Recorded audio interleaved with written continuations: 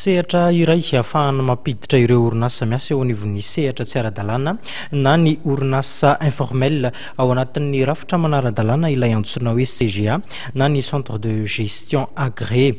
Tafiditra ao anatin'izany moa dia misy ny hetsika izay nitanterahan'ny CSC na ny Conseil supérieur de la comptabilité. Ny CGA na ny centre de gestion agréé dia rafitra iray napetraky ny CSC na ny Conseil supérieur de la comptabilité ahafahan'ireo orinasa madinika sy salantsalany miditra ao anatin'ny sehatry ny ara-dalàna raha ny fanazavana ny oentin'ireo tompon'andraikitra eo anivon'ny ministeran'ny fitantanam-bola sy ny tedi-bola sy ny avy ao amin'ny CSC nandritry ny fionana tamin'ny mpanao gazety androany teny Antaninarenina.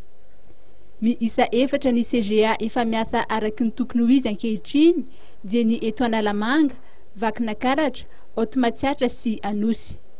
Isy ny atrikasa ho tanterahana ny 15 sy 16 ny volana novambra ho avy zao ao amin'ny espace de Ratsiadana mba ifanakalozana traikefa sy ijerena ny zavatra tokony ho hatsaraina.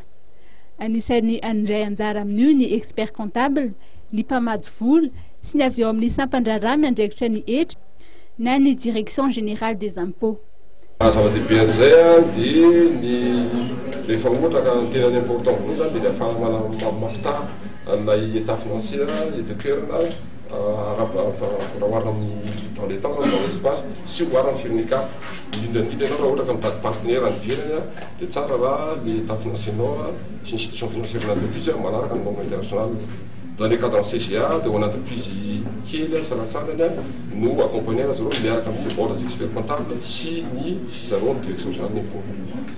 Enfin, si nous faisons la centralisation des experts comptables, si nous l'administration des CC, car on a un rôle normalisateur, nous en même temps conseiller, la chaîne initiale, discussion technique, amener fabrication de nos comptables vers la entreprise.